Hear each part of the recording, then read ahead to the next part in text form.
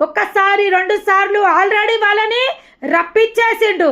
కానీ మళ్ళీ ఒకసారి ఏ చెరలో, అనారోగ్యం అనే చెరలో ఉన్నారా, ఆర్థికపరమైన ఇబ్బందులు అనే చెరలో ఉన్నారా, లేదా శోధన అనే చెరలో ఉన్నారా, అప్పులనే చెరలో ఉన్నారా, తిప్పలనే చెరలో ఉన్నారా, ఎవరెవరు ఏ ఏ చెరలో ఉన్నారో మరి ఒక మారు నేను తిరిగి వారిని రప్పింపబోతున్నా. దేవునికి మహిమ కలుగునుగాక.